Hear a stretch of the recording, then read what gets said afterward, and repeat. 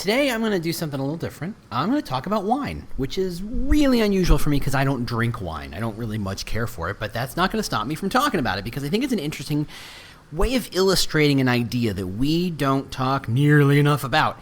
And that is not just using employer brand to attract talent, which, yes, ostensibly, that's goal number one. Get people in the door to set the stage for why they should show up and why they should apply and why they should engage with the recruiter and ultimately why they should have a satisfying career. Blah, blah, blah, blah, blah. Attract the right candidate. Sure, great, yes, check, next. But I think when done right, and I've seen it done right a few times. I'm not saying I've done it myself, but I've seen it. I think an employer brand actually creates new value. Not recruiting value, not hiring value, but business value.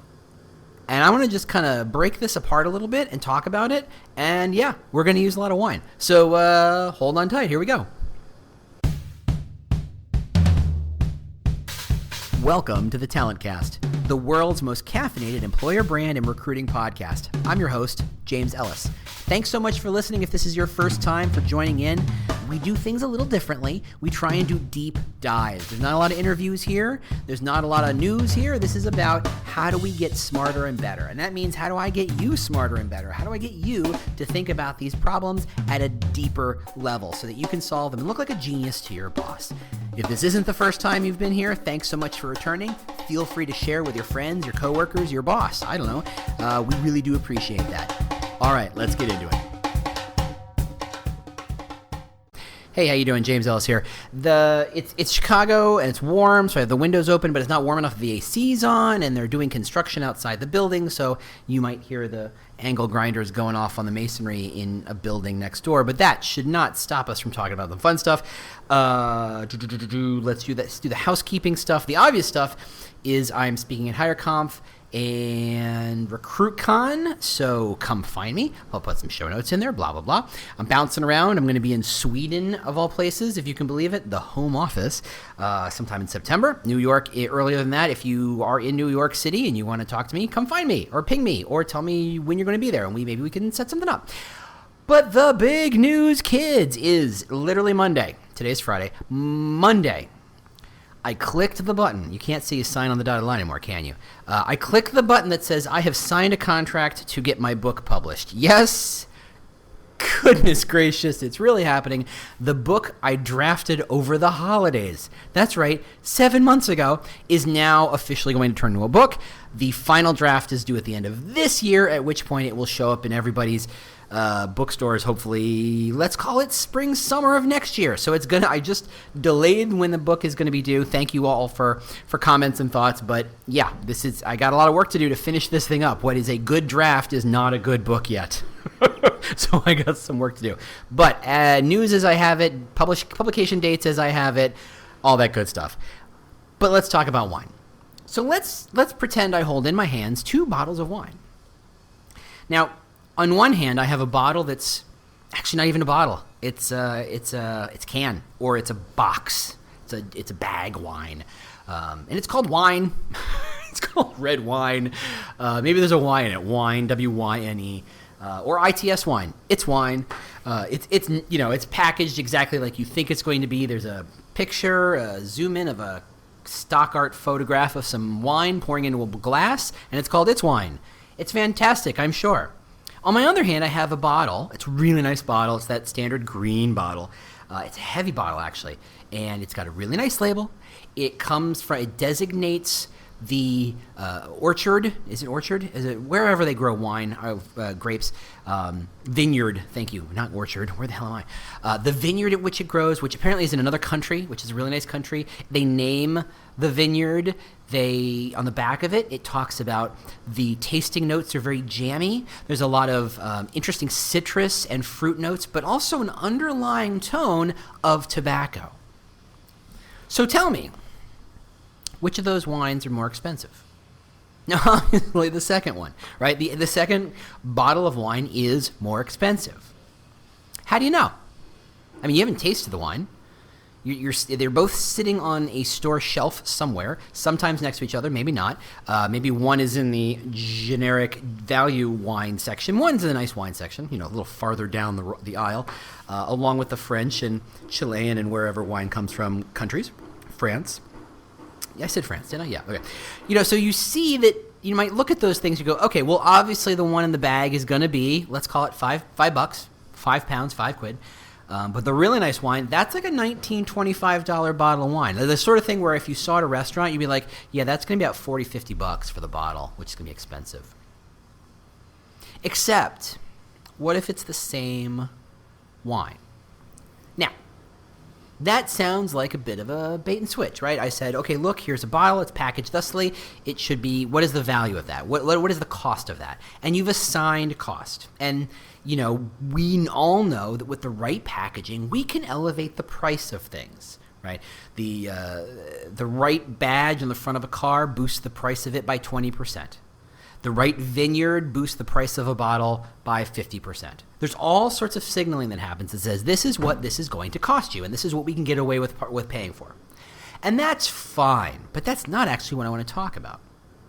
What I want to talk about is the idea is that there have been plenty of studies that show if I poured you 2 glasses of wine and I showed you the bottle or box or bag or whatever it is, and I showed them to you and I put them right next to the glass and I say, I would like you to taste these 2 wines and I would like you to rate them from a scale of 1 to 10 and tell me which is how would you rate them individually.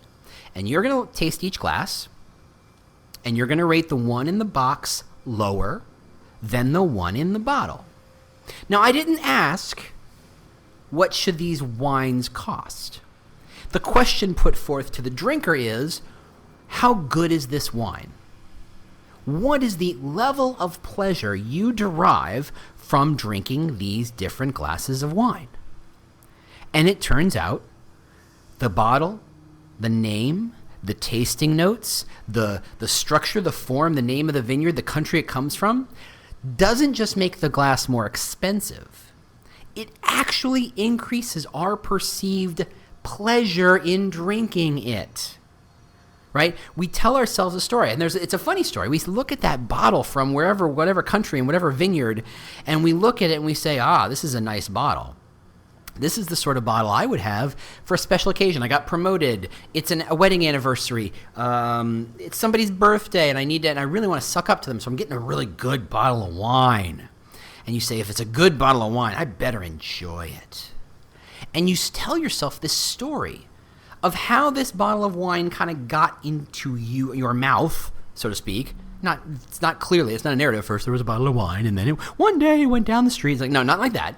But about this idea that because it's packaged thusly, and because we know it's packaged thusly, we have a rough sense of what the price probably is. And when we know that that's a $25, $30 bottle of wine, $20, $30 bottle, whatever it is, we go, it's a decent bottle of wine. Not a great bottle of wine, not a $100 bottle of wine, but certainly far better than your so-called $3 chuck over at the old Trader Joe's, which I'm sure is delicious, but again, I don't drink wine.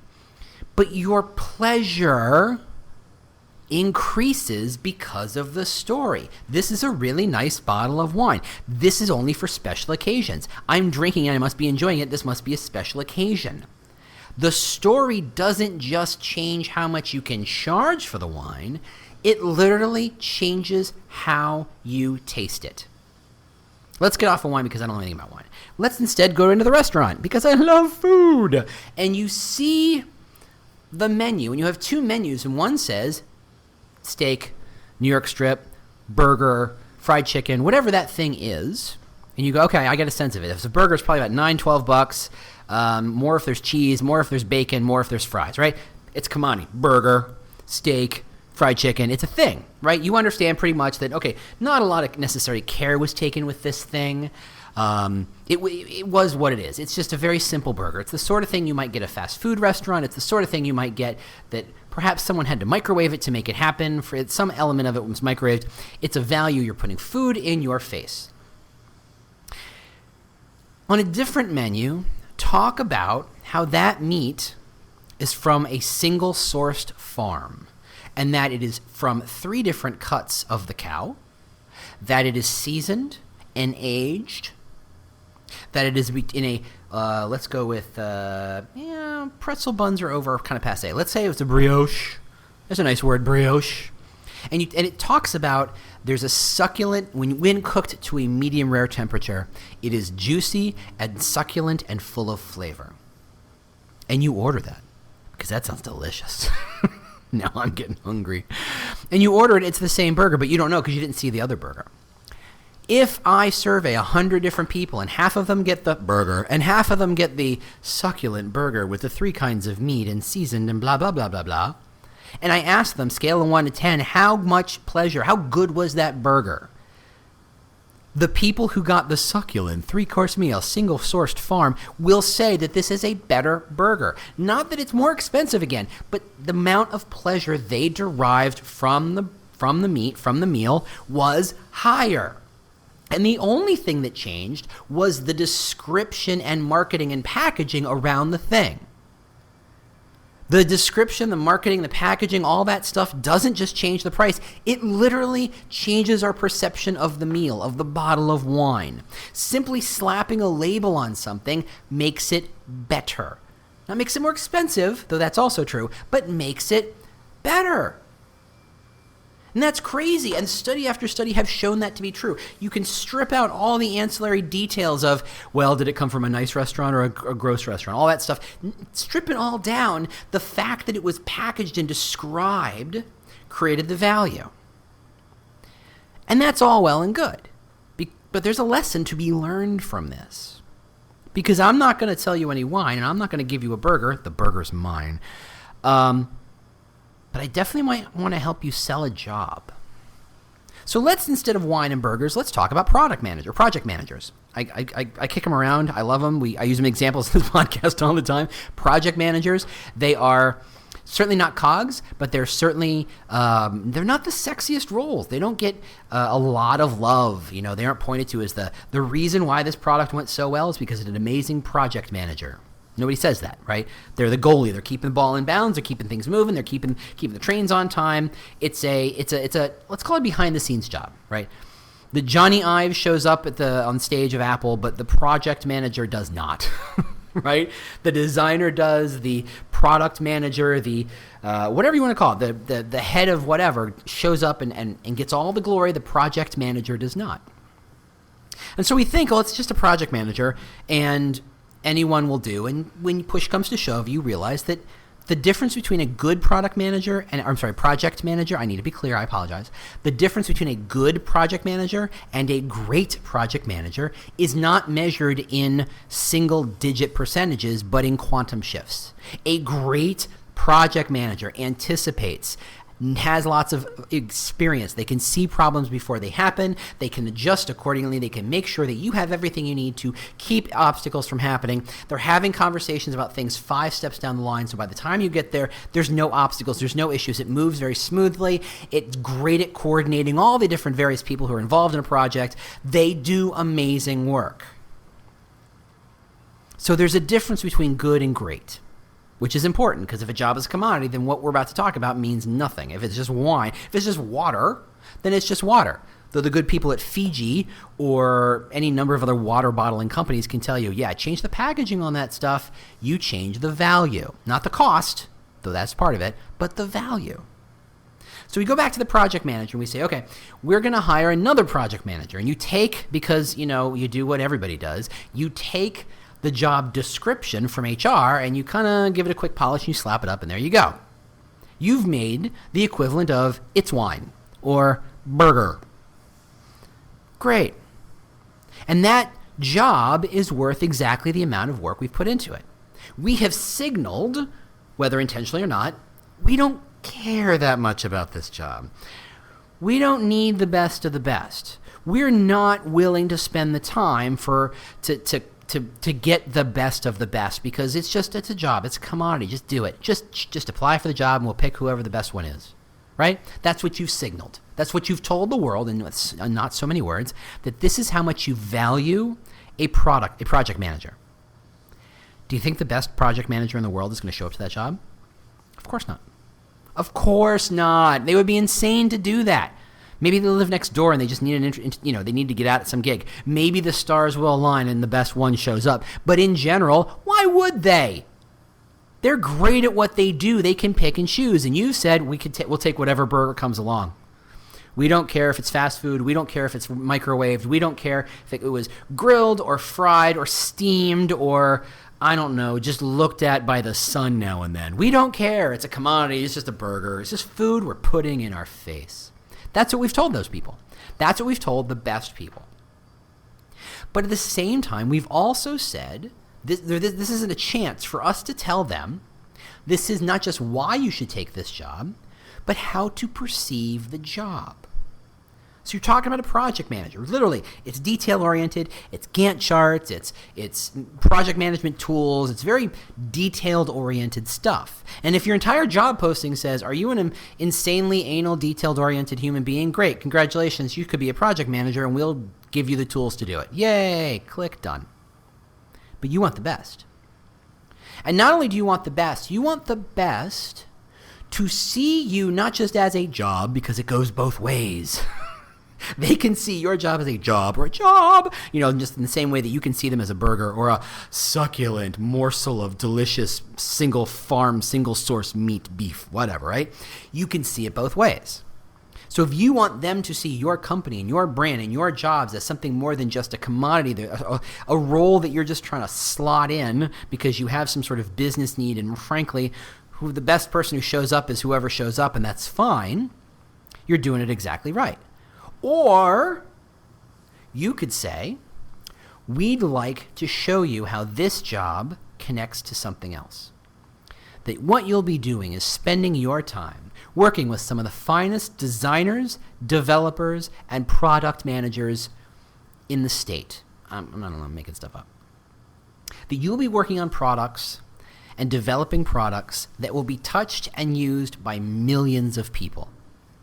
That the work you do, that making a single smart choice can save us not just from a couple of days or a couple weeks of time, but hundreds of thousands of dollars in wasted man hours and hundreds of thousands, if not millions of dollars of wasted and flawed marketing, because you can see a bigger picture, that you can shepherd this project to completion on time and with a panache and aplomb that most human beings simply don't realize could be applied to the concept of project management.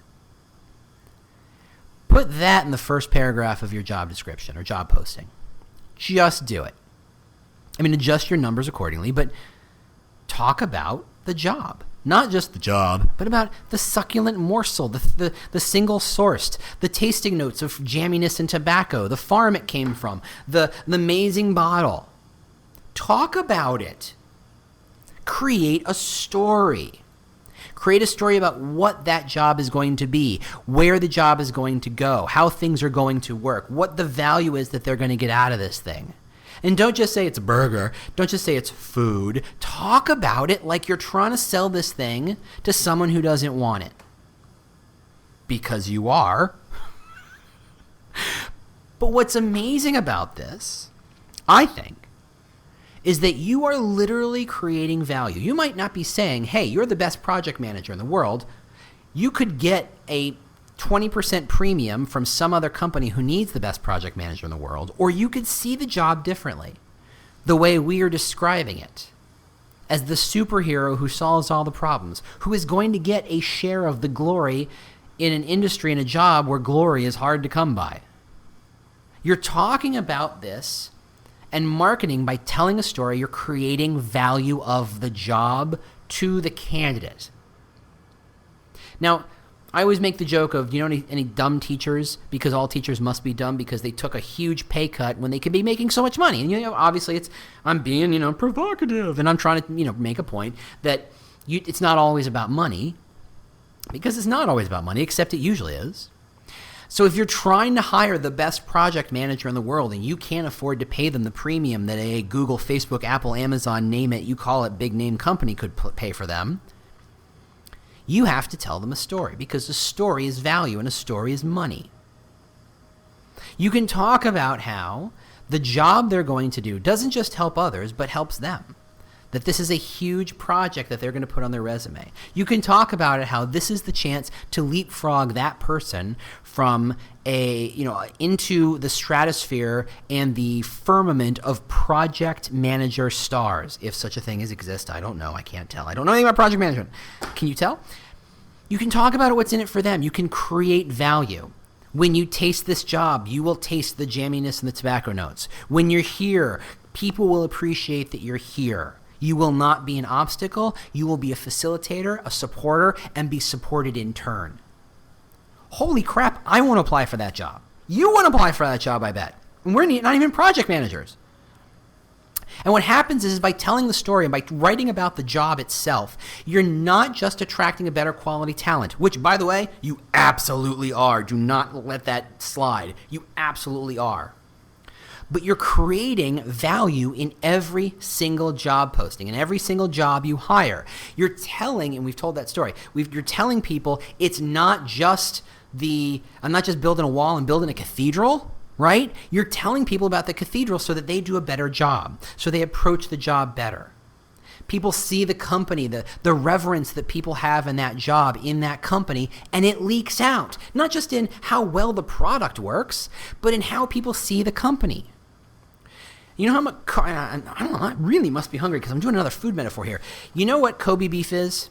Right? It's the super expensive, amazing, delicious beef they they grow and graze in Japan. It's a grow, make. What am I talking about? Hold on, I got to take a password. My computer just did a funny thing. Okay, I'm back. You know what they do? They feed it beer. They massage it every day. They put all this love into this job to make the best piece of meat. And when you eat that piece of meat, you may not taste the beer, you may not taste the massaging, but you know that this is the most beloved and cared for and cared about piece of meat because everybody knows it's Kobe beef. It's amazing. Or Wagyu beef. I guess that's the new one. It creates value, not just by the inputs. If you never told anybody the inputs, they say, yeah, it's a really nice piece of meat. That's a really well marbled piece of meat. But by telling the story, you can triple the price of the meat and people absorb it in that differently. They go, wow, this is an amazing piece of meat. And everybody talks about, have you tried the Kobe beef? It's amazing. And suddenly everybody wants Kobe beef. You can actually create business value via your employer brand by thinking about the stories you tell about your employer brand, your job, why people work there, what they get out of it. Not just in I'm trying to attract you to show up to the job and show up to the application process, but to see the job differently. Would you want everybody who works there to act as if the business you're doing is like the cathedral? They want to treat it with reverence, like it's a holy place, like the work they do is amazing and saving lives? I would go to that hospital. I would go to that, and there are a lot of companies like that where I'd be like, I can see how that kind of pervasive feeling is a place I'd want to go there. And frankly, it's a place I'd tell other people about, and I'd be willing to pay more money because of it, right? When you go to shop for antiques, you can either go to Old Bob's Antique Mill or you can go to Christie's where people with white gloves show off the thing. And they have an auction and the prices go through the roof.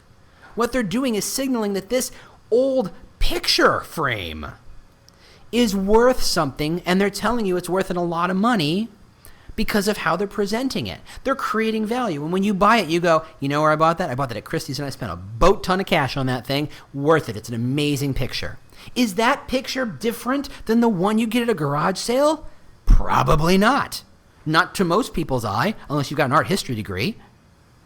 But the value it creates in the buyer is exponential.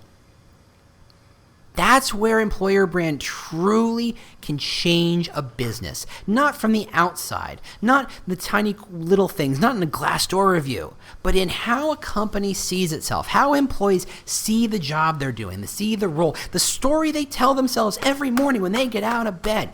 Somebody posted earlier about, blah, blah, blah, disengaged employees. And my comment is, as it always is those people did not wake up saying, I can't wait to be a disengaged, unengaged employee. They want desperately to care about their work, but we make it so hard for them to do so. That's on us. Maybe not you and me, but on the business, the policies, the processes, the hoops, the stories we tell about, oh, it's just a job. Oh, I got to do my expense reports. Oh, I got to go travel. Oh, I got to do that thing. Oh, it's another customer calling me. Oh, it's another email. That sound. That's a story. And that's not a story you want to tell. But it's a story that's being told about you all day long until you get a hold of it. And that's why the job of an employer brand is so important and so powerful and so useful, is because you get to go in and start to say, hey, how do we get people to stop going, and stop going, all right, I get to travel to help this person, to help this customer, to find a new solution, to find a new value, to drive things better. That kind of shift internally starts with an employer brand, if you can believe it, and it's true, and it filters into every other aspect of the company. It's the inverse of when I make the joke about how everything turns into the employer brand. Well, the employer brand turns into everything. It becomes the culture, it becomes the policies, it becomes the leadership, it becomes the people, the making of the decisions and the people making the decisions. It trickles down to every element. So if you really nail your employer brand, you're literally the CEO of this company, almost. You're impacting every team, every department, every location, every aspect, you want to do your job so well that when every time HR or a business manager looks at a policy or a process and goes, does this support the employer brand, and thinks of the solution with the employer brand in mind so it aligns and drives all the other stuff you're trying to do, that's the win. That's your job. If you can believe it. No one else told you that, but that is literally your job. That is how high the bar can be if you make it that way. And that is my call to you. Please put the bar up that way. Don't look at it as, how did I raise my Glassdoor score? How did I increase the number of candidates who apply? How did I increase the number of people who showed up to my campus hiring event? That is not your job. But if you do your job well, those things get solved. Your job is to truly create value within the company through the employer brand, making the company, the people, the jobs, the roles, the work feel more expensive and more valuable based on the story everyone tells about it. Thanks so much for listening. It's a good, nice, long one. Hopefully there's some meat in there for you. I'm clearly hungry. What is going on with me? Hope you enjoyed that. Otherwise, share the podcast, all that good stuff. One last thing. If you like headlines on employer brand, I'm starting a little newsletter, just a little goofy thing, just keep you sounding smart, that good stuff. I'll put a link in the show notes. Otherwise, email me or tweet me and I'll send you the link. So thanks so much for listening. I appreciate it. I'll talk to y'all next week. Bye. Well, the music means you've made it to the end of another episode of the Talent Cast. If this was useful to you, do not keep it a secret. Share it with your team. Share it with your boss. Share it with your networks. I don't know. Share it with your mom. If you have questions you'd like me to answer on a future show, or just, general ideas about how to make this thing better, just ping me on Twitter. I'm at The War for Talent, at The War for Talent. Thanks so much for listening, and we'll see you next week. Bye.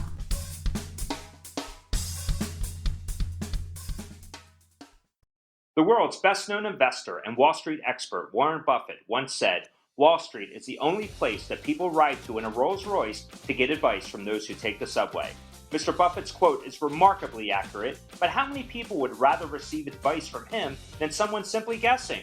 Welcome to Buy, Hold, Sell, your single source for Wall Street knowledge and profitable guidance. Please join me, Todd Schoenberger, and fellow trader Tobin Smith, as well as host Veronica Dudo, for a podcast known to move the needle for investors. Tobin and I are seasoned Wall Street executives with deep investment experience, and we are prepared to share our advice to those who choose to listen. Download Buy, Hold, Sell today on the Evergreen Podcast Network or your favorite podcast channel.